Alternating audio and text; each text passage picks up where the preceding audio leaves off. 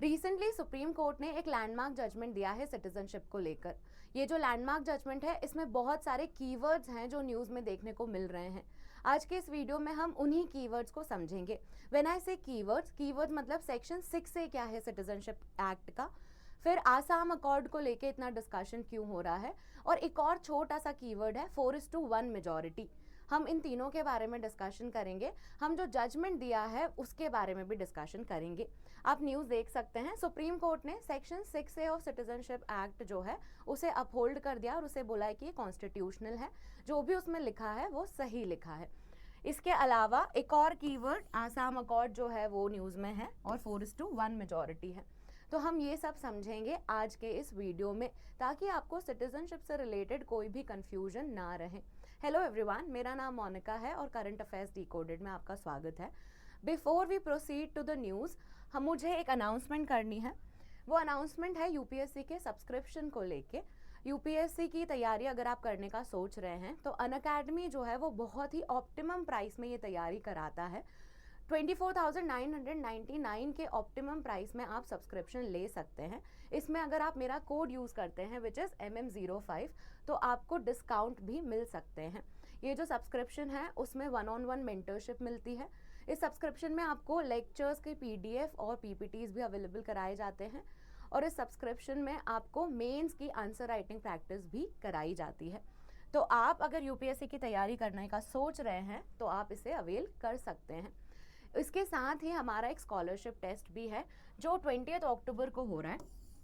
ये जो scholarship test है इसमें 90% तक स्कॉलरशिप आप ले सकते हैं, तो आप इसके बारे में भी देख सकते हैं। ऑल्सो यूपीएससी के बैचेस जो है उसके बारे में भी डिस्कशन कर लेते हैं। एक लिबर्टी बैच है जो पूरी इंग्लिश मीडियम ऑडियंस को केटर करता है। एक आरंभ बैच है जो इंग्लिश मीडियम ऑडियंस को केटर करता है। शिखर जो बैच है वो हिंदी मीडियम ऑडियंस को केटर करता है। तो आप इंग्लिश से तैयारी करना चाहते हैं, हिंदी से, डिपेंड्स, और उसके लिए हमारे बैचेस भी अवेलेबल हैं।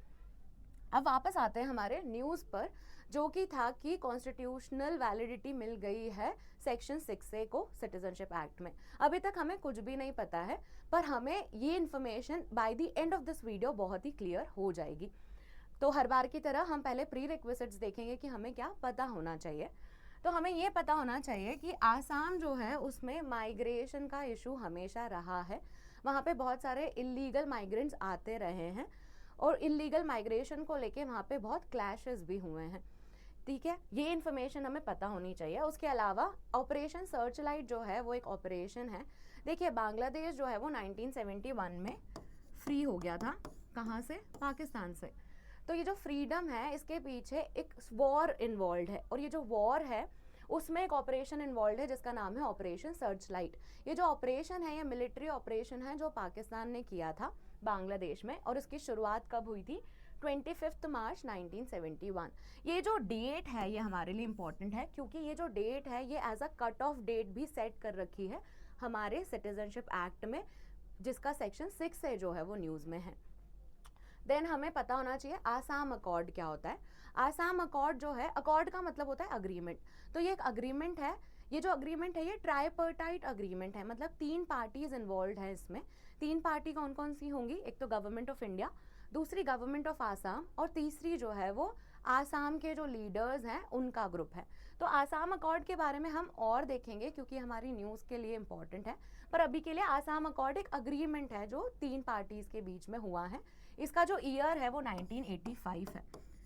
1985 में आसाम अकॉर्ड साइन हुआ था और राजीव गांधी ने इसे साइन किया था गवर्नमेंट ऑफ इंडिया की तरफ से।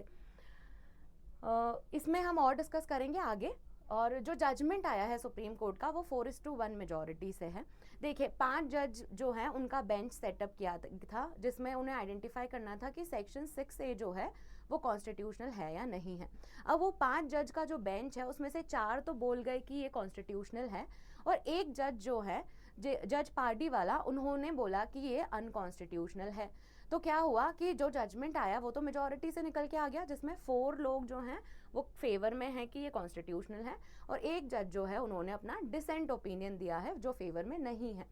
तो इसीलिए इस जजमेंट को 4:1 मेजॉरिटी बोलते हैं।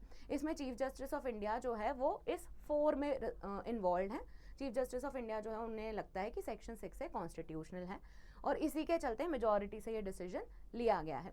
Coming back to Assam accord, यहाँ पे आप देख लेना ऑपरेशन सर्चलाइट जो है उसका लॉन्च डेट क्या है, 25 मार्च 1971। ये जो डेट है ये इंपॉर्टेंट है हमारे लिए।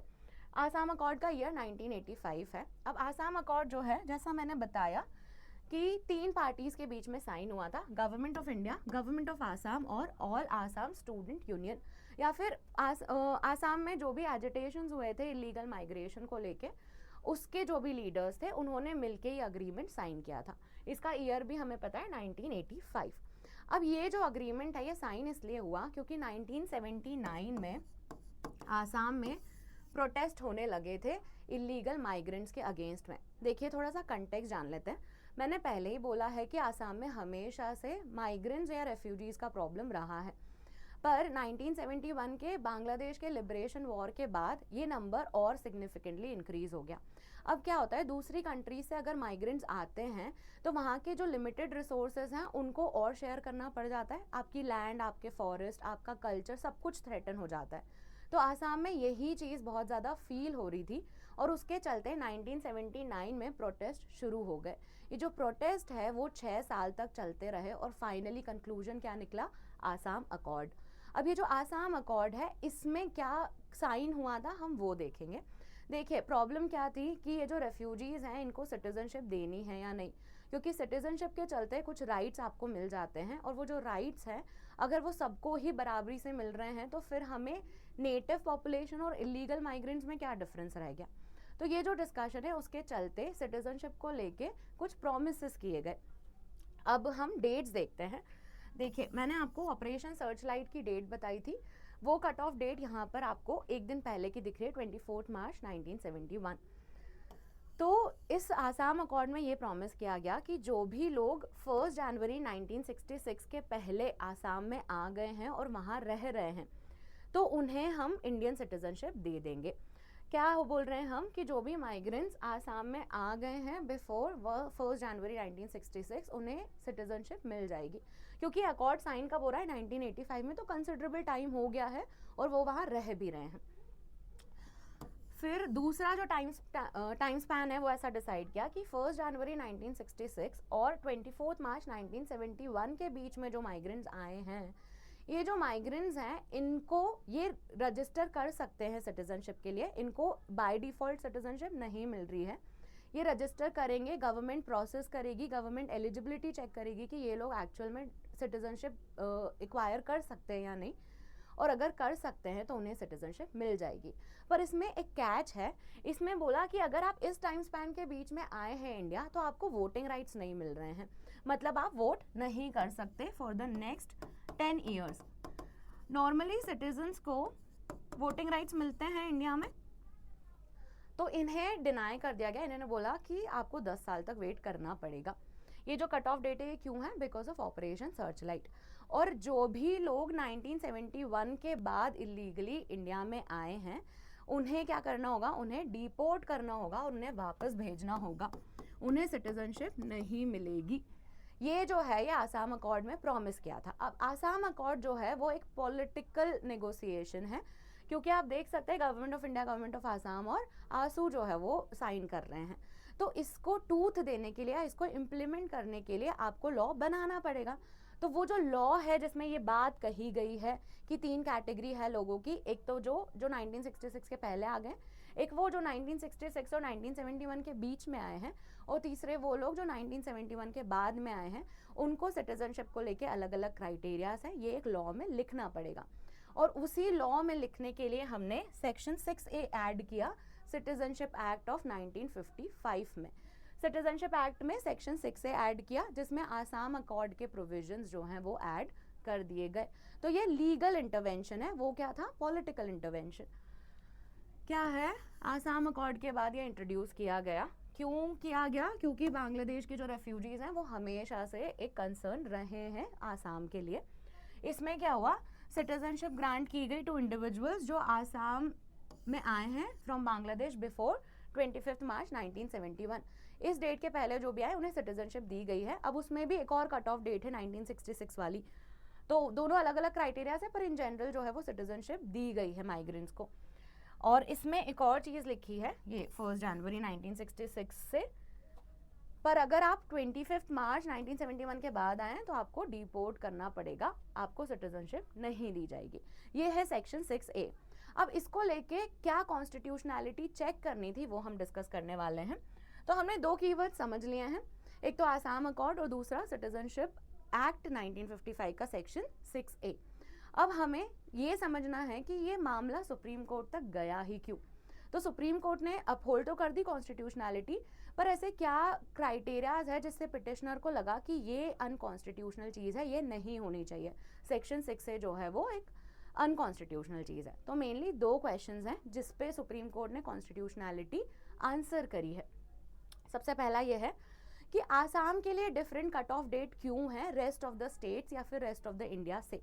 देखिए आसाम की कट ऑफ डेट हमें पता है 25 मार्च 1971 है ना। अब रेस्ट ऑफ द इंडिया की देख लेते हैं।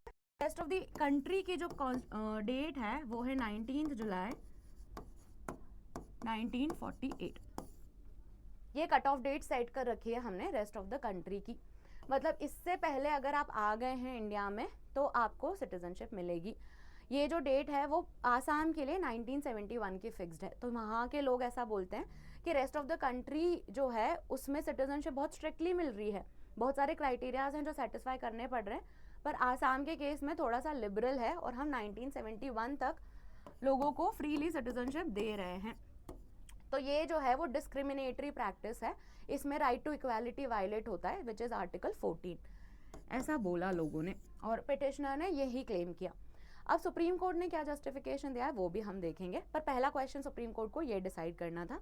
दूसरा क्वेश्चन जो है वो ये है कि ये जो सिटीजनशिप अमेंडमेंट सेक्शन 6A है वो आर्टिकल 29 को वायलेट कर रहा है।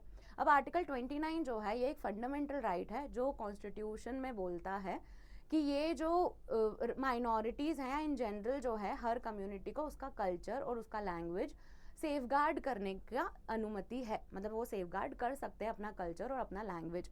तो जब रेफ्यूजीज़ आते हैं बाहर से तो वो कल्चर और लैंग्वेज थ्रेटन कर देते हैं उस जगह की, क्योंकि वो खुद का कल्चर लेकर आते हैं और ये जो रेफ्यूजीज़ है वो सिग्निफिकेंट नंबर में आ रहे हैं आसाम में, तो यहाँ पे आर्टिकल 29 वायलेट हो रहा है। तो सुप्रीम कोर्ट को मेजरली ये दो चीज़ों पे डिस्कशन करना था कि ऐसा है क्या। तो अब देखते हैं हम कि सुप्रीम कोर्ट ने क्या बोला, पर उसके पहले हमें थोड़ा सा मैप समझना होगा आसाम के कंटेक्स्ट में। और पहला वो कि आसाम को लेके डिफरेंट कट ऑफ डेट क्यों है, उसका आंसर यहाँ से निकल के आएगा। देखिए ये बांग्लादेश है, बांग्लादेश जो है वो बहुत सारे इंडियन स्टेट से बॉर्डर शेयर करता है, ठीक है, पर फिर आसाम के लिए ही स्पेशल प्रोविजन क्यों बनाया है, ये क्वेश्चन रेज हुआ था सुप्रीम कोर्ट में। तो आप देखेंगे तो बॉर्डर शेयरिंग में सबसे ज़्यादा बॉर्डर तो बांग्लादेश वेस्ट बंगाल के साथ शेयर कर रहा है, पर वेस्ट बंगाल के लिए तो कोई स्पेशल कट ऑफ डेट नहीं है। On the other hand Assam से तो इतनी सिग्निफिकेंट बॉर्डर शेयर भी नहीं हो रही, फिर भी बहुत ही ज़्यादा अलग प्रोविजंस हैं रेफ्यूजीज़ को लेके बांग्लादेश के रिस्पेक्ट में। तो ये जो डिस्कशन है सुप्रीम कोर्ट ने इसका आंसर दिया कि मान लिया कि सबसे ज़्यादा बॉर्डर आसाम नहीं शेयर करता, पर अगर रेफ्यूजीज़ का परसेंटेज देखें तो आसाम में सबसे ज़्यादा परसेंटेज ऑफ रेफ्यूजीज़ आए हैं बांग्लादेश से। मैं परसेंट की बात कर रही हूँ, मैं लिटरल नंबर्स की बात नहीं कर रही हूँ। अगर आप नंबर में देखेंगे तो वेस्ट बंगाल में ज़्यादा आए हैं आसाम के कंपैरिजन में, पर वेस्ट बंगाल ऑलरेडी बहुत बड़ा स्टेट है तो इसके पास उतनी जगह है रेफ्यूजीज़ को रखने के लिए। On the other hand Assam जो है वो एक छोटा स्टेट है कंपैरिजन में, और इसकी वजह से परसेंटेज जो है वो माइग्रेंट्स का बहुत ज़्यादा हो गया था। यहाँ पर सुप्रीम कोर्ट यही बात हाईलाइट करता है कि क्योंकि सिचुएशन ऐसी है कि परसेंटेज जो है वो माइग्रेंट्स के बहुत ज़्यादा हैं आसाम में, इसकी वजह से आसाम को एक डिफरेंट तरीके से हैंडल किया गया। आसाम जो है वो एक यूनिक केस है, इसीलिए उसे अलग से ट्रीट किया गया है। तो देखिए द परसेंटेज ऑफ इमिग्रेंट्स जो हैं वो हायर है as compared to other border states. उन्होंने बोला कि 40 लाख माइग्रेंट्स अगर आसाम में आए हैं और वेस्ट बंगाल में 57 लाख माइग्रेंट्स आए हैं, तो नेचुरली नंबर तो ज़्यादा वेस्ट बंगाल में है, पर परसेंटेज देखें तो परसेंटेज वाइज ज़्यादा इम्पैक्ट कौन हुआ है, आसाम। तो इसीलिए इसको सिंगल आउट करना कुछ भी इर्रेशनल चीज़ नहीं है। आसाम जो है वहाँ पे रेफ्यूजीज़ का प्रॉब्लम था, उसको केटर करने के लिए हमने एक अलग प्रोविज़न बनाया। इसके लिए कोई भी राइट टू इक्वालिटी वायलेट नहीं हो रहा, ये एक रैशनल कंसिडरेशन है। ताजुब की बात ये है कि ये जो आर्ग्यूमेंट है ये यूनानिमसली था। जैसे हमने देखा कि जजमेंट जो है वो 4:1 से पास हुआ है, पर जो जस्टिस पार्डी वाला है वो भी अग्री करते थे कि ठीक है उस टाइम ज़रूरत थी इस तरह के प्रोसेस की, इसीलिए आसाम को सिंगल आउट किया गया। मूविंग फॉरवर्ड, जो दूसरा क्वेश्चन है कि आर्टिकल 29 वायलेट होता है, वहाँ पे जब रेफ्यूजीज आते हैं तो वहाँ पे लैंग्वेज और कल्चर जो है वो आसाम का डाइल्यूट हो रहा है।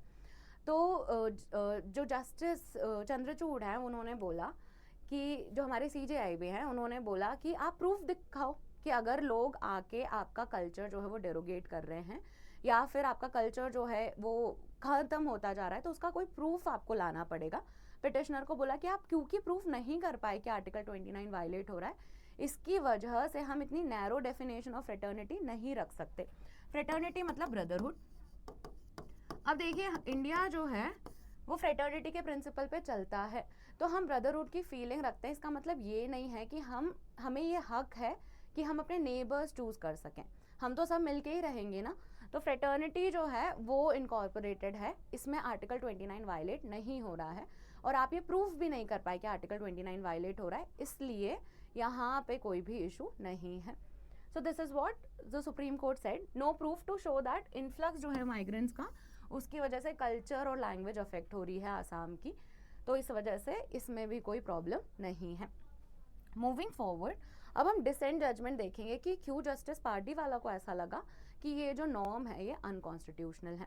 अब उसमें उन्होंने कुछ चीज़ें हाईलाइट की। उन्होंने बोला कि देखो दो कट ऑफ डेट सेट कर रखी है, एक तो 1966 की और दूसरा 1971 की, जो हमने आसाम अकॉर्ड में देखी।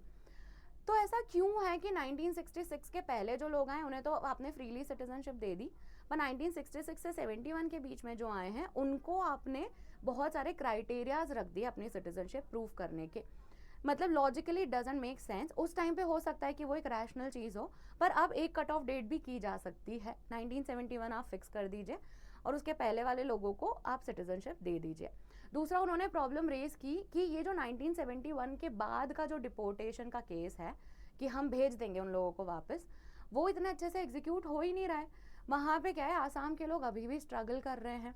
तो ये जो चीज़ है ये भी एक प्रॉब्लम है कि डिपोर्टेशन जो है वो इतना अच्छा नहीं हो रहा। ऑल्सो एक और क्राइटेरिया उन्होंने हाईलाइट किया कि जिन्हें फॉरेनर आइडेंटिफाई करना है वो जो है वो सिर्फ स्टेट कर सकता है या फिर गवर्नमेंट कर सकती है। यहाँ पे जो लोग हैं वो खुद से खुद को फॉरेनर आइडेंटिफाई नहीं कर सकते।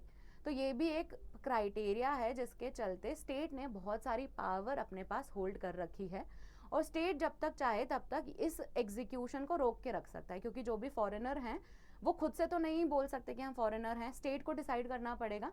अब स्टेट जो है वो डिसाइड करने में कितना टाइम लेगा ये नहीं पता है। तो उन्होंने यही बोला कि टेम्परल अनरीजनेबलनेस है इस चीज़ में। टेम्परल मतलब टाइम से रिलेटेड कोई भी क्राइटेरिया दिया ही नहीं है स्टेट ने कि उन्हें इतने सालों में आइडेंटिफाई करना है कि कौन फॉरेनर है और कौन जो है वो सिटीजन है, as it does not prescribe a time limit for detecting foreigners and determining whether they were citizens.